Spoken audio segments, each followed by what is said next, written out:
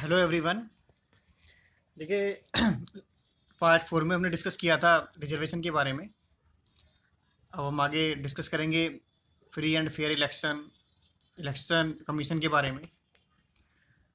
तो देखिए, अगर हम डेमोक्रेसी की बात कर रहे हैं तो अ, हमें सबसे पहले ये देखना होगा कि जो इलेक्शन का जो प्रोसेस है, क्या वो फ्री एंड फेयर है।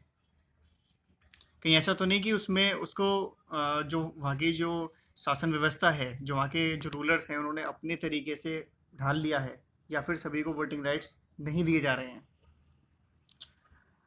तो इस तरीके से हमें ये देखना होगा कि जो सिस्टम है, जो इलेक्ट्रल जो प्रोसेस है, जो चुनाव कराने का जो तरीका है, वो अ, जो इलेक्शंस के बाद में जो रिजल्ट आ रहे हैं, कि वो जो वहाँ की जनता है, पॉपुलेशन है, वोटर्स हैं, उनके एक्सप्रेशंस को पूरा कर पा रहे हैं, नहीं कर पा रहे हैं।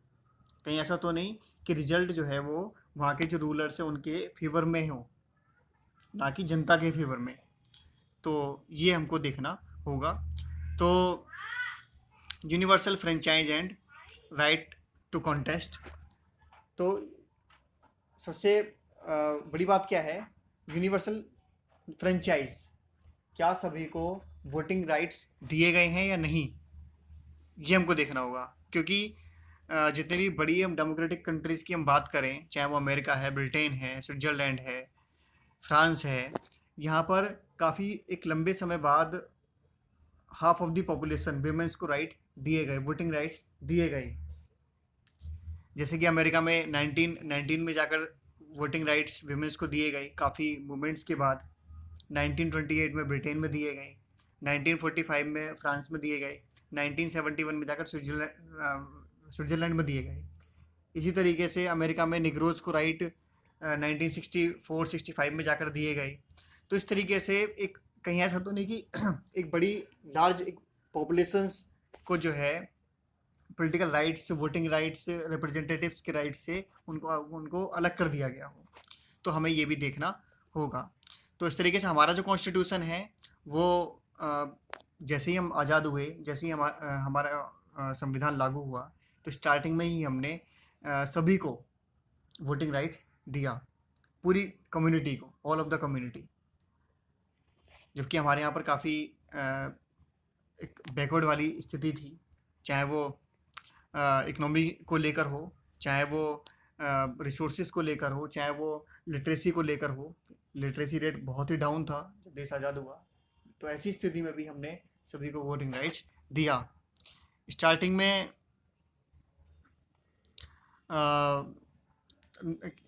जो मिनिमम जो एज थी वो 21 ईयर थी 1989 से पहले।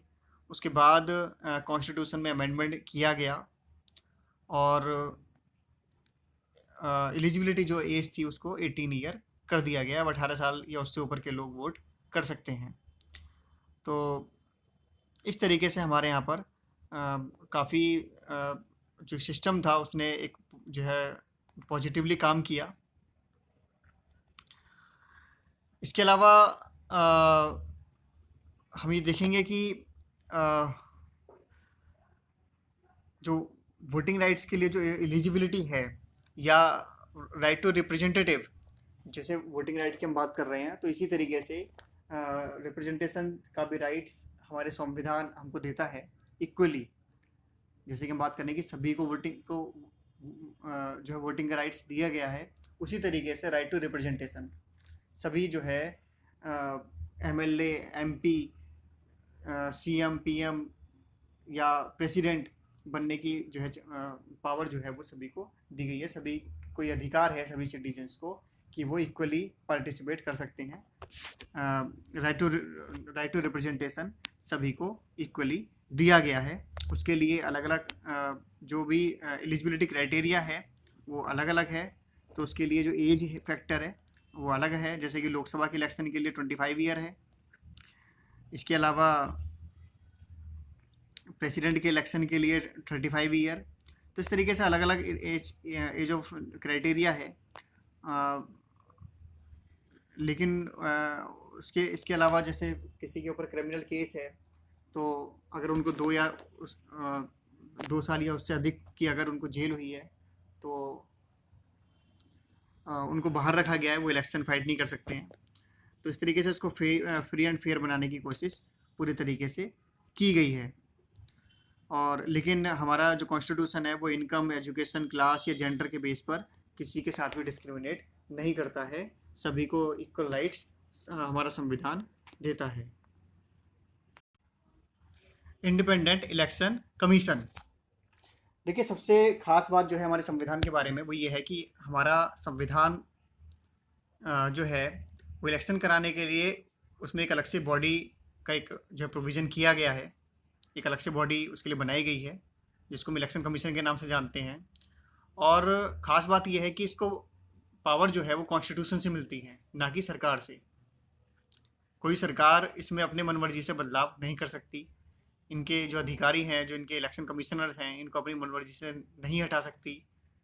तो इस तरीके से इसको इंडिपेंडेंट इसको बनाया गया है, और इसको जो अधिकार हैं वो संविधान से मिलते हैं। आर्टिकल 324 का 1 जो है वो इसको ये राइट देता है, the superintendence, direction and control of the preparation of the electoral rolls for and the conduct of all elections to parliament and the legislature of every state and of election to the offices of president and vice president held under the this constitution। तो इस तरीके से जो भी elections हैं, चाहे वो लोकसभा के हैं या राज्यसभा के हैं, मीन्स पार्लियामेंट, या स्टेट लेजिस्लेटिव असेंबलीज के जो इलेक्शंस हैं, या प्रेसिडेंट के लिए इलेक्शन है, वाइस प्रेसिडेंट के इलेक्शन हैं, उन सभी को कराने की जिम्मेदारी वो किसकी है? इलेक्शन कमीशन की है। इनका पूरी तरीके से सुपरिटेंडेंट इनका करना, डायरेक्शन करना, इनको कंट्रोल करना, और कौन वोट कर सकते हैं, जो वोटर्स की लिस्ट है उसको प्रिपेयर करना। तो पूरे तरीके से इसको ये जिम्मेदारी दी गई है। आर्टिकल 324 इसके लिए हमारे कॉन्स्टिट्यूशन में है, जो कि इसको ये राइट देता है। इसके अलावा इलेक्शन कमीशन में जो है एक चीफ इलेक्टरल ऑफिसर होते हैं हर स्टेट में। इलेक्शन कमीशन की हेल्प के लिए हर स्टेट में चीफ इलेक्टरल ऑफिसर होते हैं। और इलेक्शन कमीशन जो है वो जो लोकल गवर्नमेंट हैं, जो पंचायतें हैं, उनके इलेक्शन कराने के लिए रिस्पॉन्सिबल नहीं है। इनका इलेक्शन कराते हैं स्टेट जो इलेक्शन कमीशन है। स्टेट इलेक्शन कमीशन एक इंडिपेंडेंट बॉडी है, उनका अपना एक अलग उनको राइट्स दिए गए हैं, और उनकी जिम्मेदारी है लोकल गवर्नमेंट के इलेक्शन कराना। तो इलेक्शन कमीशन में एक चीफ इलेक्शन कमिश्नर होते हैं। संविधान के अनुसार ये 1 मेंबर या मल्टी मेंबर हो सकते हैं। तो 1989 से पहले ये सिंगल मेंबर बॉडी थी, इसको बाद में मल्टी मेंबर बना दिया गया। मतलब चीफ इलेक्शन कमिश्नर के अलावा 2 मेंबर इसमें और जोड़ दिए गए, जो कि 93 में फिर से चेंज कर दिया गया, और इसको फिर से 1 मेंबर इसको बना दिया गया। लेकिन फिर कुछ टाइम बाद फिर से इसको मल्टी मेंबर बना दिया गया, और तब से आज तक ये अब मल्टी मेंबर ही बने हुए हैं। और इसके में काफ़ी डिस्प्यूशन देखने को मिला, और उसके बाद में सुप्रीम कोर्ट ने इसमें डिसीजन दिया कि क्योंकि चीफ इलेक्शन कमिश्नर और जो 2 अलग मेंबर जोड़े गए थे, उनके बीच में फिर पावर को लेकर मतभेद हुए कि किसकी पावर ज़्यादा है। तो इलेक्शन कमीशन सुप्रीम कोर्ट ने इसके में जो है इंटरफेयर किया, और ये कहा कि दोनों की पावर जो है, तीनों मेंबरों की पावर जो है वो बराबर है। तो चीफ इलेक्शन कमिश्नर जो है वो प्रेसिडाइज करते हैं इलेक्शन कमीशन को, वो इसके अध्यक्ष होते हैं। और लेकिन जो अदर जो मेंबर हैं, इनके अलावा जो 2 और मेंबर हैं, उनकी भी पावर इनसे कहीं से भी कम नहीं है। सभी को इक्वल पावर दी गई है, तीनों की इक्वल पावर यहाँ पर है। और इनका अपॉइंटमेंट होता है प्रेसिडेंट के द्वारा। काउंसिल ऑफ मिनिस्टर्स की इसमें जो है सिफारिश होती है, एडवाइस देती है वो। और तो ये हो सकता है कि जो रूलिंग पार्टी है वो जो है अपने तरीके से अपने जो लोग हैं उनका फेवर कर सकती है। तो इसमें ये एक गलत तरीके से अपॉइंटमेंट इसमें हो सकते हैं। तो इसके लिए ये सजेशन दिया गया है कि इसमें किस मेथड को जो है चेंज किया जाना चाहिए, और इसमें चीफ जस्टिस और जो अपोजिशन है, अपोजिशन पार्टी जो हैं उसका भी उनको भी शामिल जो है किया जाना चाहिए। तो इस तरीके के सजेशन दिए गए हैं।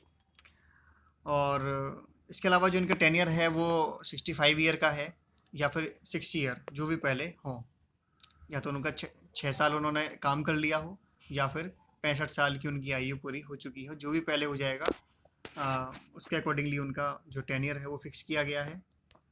इसके अलावा इन्हें पहले भी हटाया जा सकता है पोस्ट से, इनको पद से। उसके लिए पार्लियामेंट से एक रेजोल्यूशन पास होगा, एक जो रिकमेंडेशन भेजी जाएगी, स्पेशल मेजोरिटी उसमें चाहिए होगी, और वो प्रेसिडेंट को भेजी जाएगी, प्रेसिडेंट उस पर साइन करेंगे, तब जाकर उनको हटाया जा सकता है।